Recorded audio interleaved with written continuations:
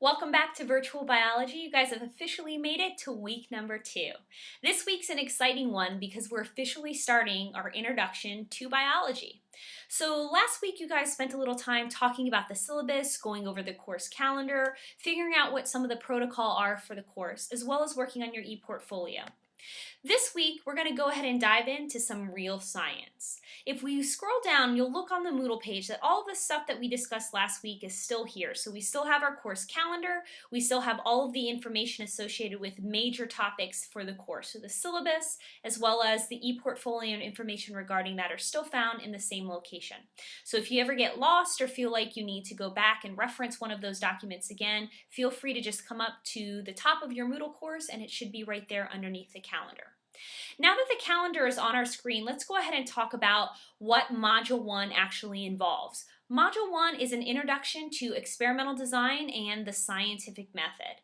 If you look on our calendar, Module 1 actually runs from October 15th through November 2nd. But to be more specific, it's actually going to run through the 4th because I'm also going to give you the weekend to complete some of your extra assignments that you need to get done regarding your e-portfolio.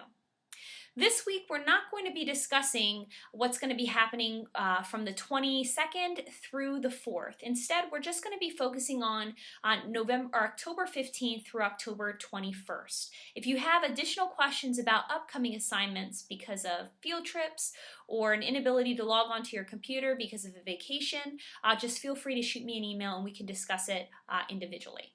All right, let's go ahead and scroll down to module number 1, scientific investigation. The very first thing that you should do when you get to the module is click on week 2 objectives and assignments right here. This link will take you to a list of the activities that need to be completed in order to receive full credit for week 2's worth of work. Once you download that and print it, you should have this assignment in front of you. It says week 2, an introduction to scientific method, October 15th through the 21st. The objectives for the course are listed on top just like they were last week, so let's go ahead and dive into our task list. There are 9 specific tasks that need to be completed in order for you guys to be done with week number 2. Task number 1, you're doing it right now. You're simply watching the introduction to module number 1 movie. The next thing that I need you to do is read the module overview, which talks about, in general, what information is going to be covered in Module 1. Not necessarily just in Week 2, but Weeks 2, 3, and 4. Now let's go ahead and dive into task number 3. Task number 3 is your first big responsibility that you need to complete. And if you look at the due date, it's going to be due by Wednesday, 11:59 p.m. For this assignment, you need to go to topic number 1, scientific method, and you have to complete lessons 1.1.1 through 1.1.5. For a majority of these lessons, you're just going to be reading one page of text, and there might be some practice activities to help you get acquainted with the information and practice with it. My suggestion to you is, even though they're not going to be graded, to do the associated activities for each lesson to help you know whether or not you understand the concepts. I'm going to quickly go back to the Moodle page so that you guys can see what I mean. So I'm going to click on topic 1, scientific method. And this little window is going to pop up. I'm going to make this window a little bit bigger so that we can see clearly what information is housed here.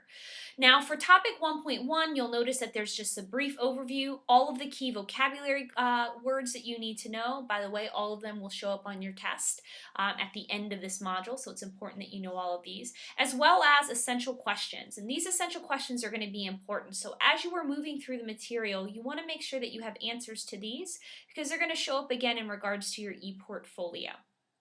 Now when it comes to your lessons that I was talking about before, if you click or you just scroll over the word lesson at the top of your screen, you'll notice that it'll have lesson 1.1.1 all the way through 1.1.8.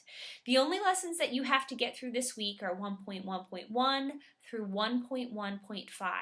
For a majority of these lessons, it's one page of text. And for each of these, you'll also have the ability to print out some notes that allow you to fill in the important information as you're moving through the material. Although I'm not collecting the notes, my suggestion to you is that you print them out and you take them so that you have something concrete to study with, because you're going to see all of this information again. You don't have to worry about the activities link or the look ahead. All you have to do is worry about the lesson link and then participate in the different activities that they have for each one of those lessons to check for understanding.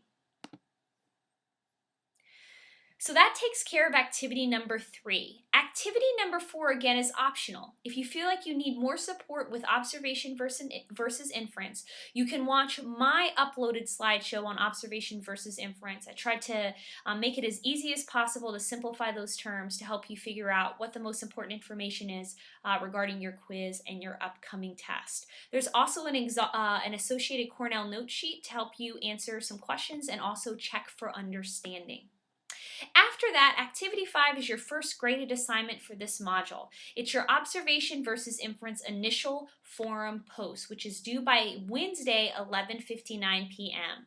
So if you look here, this is where you're going to be presenting information to other members of the class. So let's go ahead and click on Observations versus Inferences. If you look, there are 5 specific things that have to be included in your initial post, and they're here in red. Please make sure that you address all 5 of these components, otherwise you will not receive full credit for your work. And if you look down at the bottom, it'll say reply to your classmates posting no later than Friday by 11:59 p.m. That's also another item that's on your task list, so be sure to reply to your classmates' initial post. Some things that you can say is whether or not you believe that their answers are right, whether or not their examples helped you solidify some information to help you understand what those terms mean. Those are some things that you can discuss when you actually go back and respond to your classmates' posting. Now that we've talked about that, let's go ahead and look at activity number 6. For activity number 6, this needs to be done by Thursday, 11:59 p.m. There's an additional video that I've posted about the scientific method and ways to identify different parts of experimental design.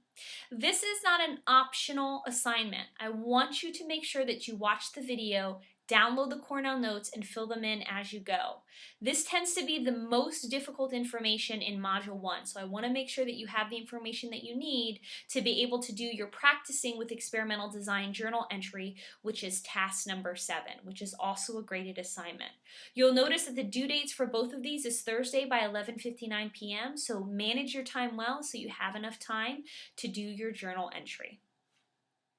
Let's go ahead and scroll to the second page of our task list. Number 8, respond to your classmates' forum post no later than Friday, 11:59 p.m., which we discussed earlier. And then finally, number 9. This is really important. Because I don't see you guys face-to-face every day or every other day, you guys need to be really cognizant of the fact that you need to find time to study your notes. And find time to see me if you don't understand something that's found in the notes or housed in an activity assignment.